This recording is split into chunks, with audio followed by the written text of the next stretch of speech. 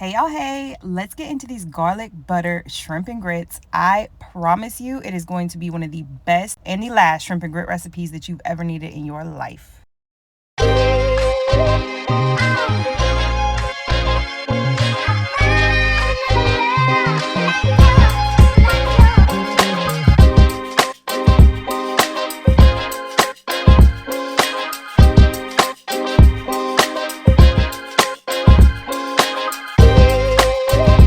All right, so we're gonna start by chopping up an onion. Cut your onion in half, and you're going to get that outer layer off like so, because of course that doesn't taste good when you cook it up. Once you get that outer layer off, you're going to thinly slice your onion. So instead of chopping it up, we're going to just cut it into thin slices.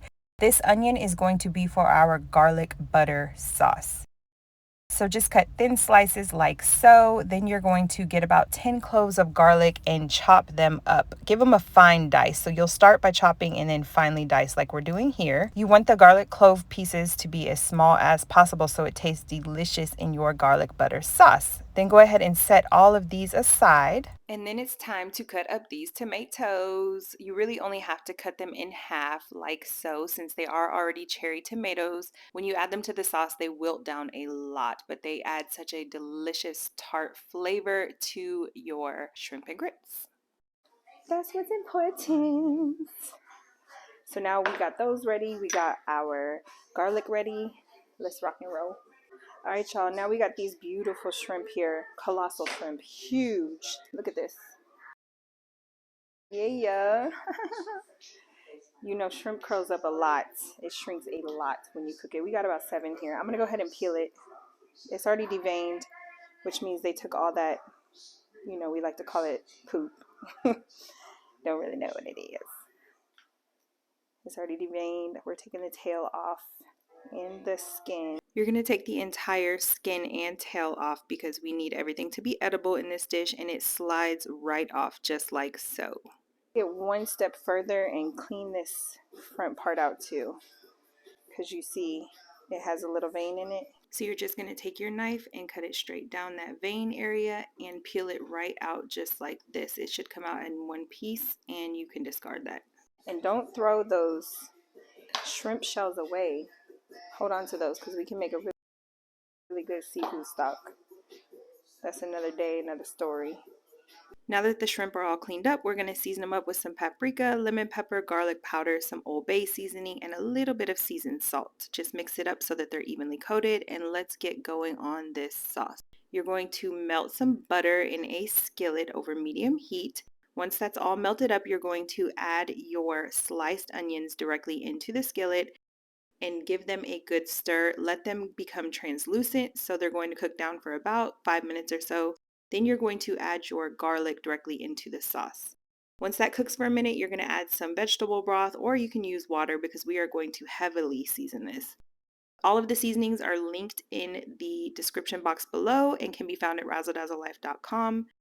Once you get all of your seasonings directly into the skillet, give it a good mix. And once all of the seasonings are mixed in very well, this is what the color should look like. You're going to let it simmer for about 10 minutes and add a juice of half a lemon. Give that a good stir and just let it simmer on low. Now we're going to get going on these grits. You're going to boil some water and add your grits directly into the boiling water. The key to grits is you want to make sure that you're whisking them up the entire time that they're cooking so that they do not get lumpy. Once all of your grits are added, you want to turn the heat down to low and just continue to stir ever so often so that they don't lump up. You're going to add about half a cup of cream and half a stick of butter and a little bit of salt. We are not putting any sugar in these grits, y'all. Once you get all of that in there, go ahead and give it a nice stir, and we are going to get going on our actual shrimp for the shrimp and grits, y'all. So get a cast iron skillet. You can spray it with nonstick spray if you like. You're going to actually sear these shrimp for about 1 minute on each side. We're not going to cook them completely through. Shrimp cook super fast, you guys. So we want them to stay a little bit pink like this and take them out because we are going to make the sauce for our garlic butter shrimp and grits, and we will continue cooking the shrimp directly in the sauce so that they're not overcooked. So after about 1 minute on each side, go ahead and remove the shrimp and set them aside. Add about 2 tablespoons of butter directly into that same skillet and let it melt on medium heat. Then you're going to go in and add those tomatoes that we chopped up and add about a handful or so of spinach. The spinach is definitely optional, but highly, highly recommended. It adds such an amazing layer of flavor. And of course, we need to get our veggies in any way, shape, and form that we can. Once you get that all added to your skillet, go ahead and give it a nice stir. Let the spinach wilt down for a couple minutes or so. Then we're going to go in with this golden, delicious garlic butter sauce, y'all. It is such an amazing flavor added to these shrimp and grits.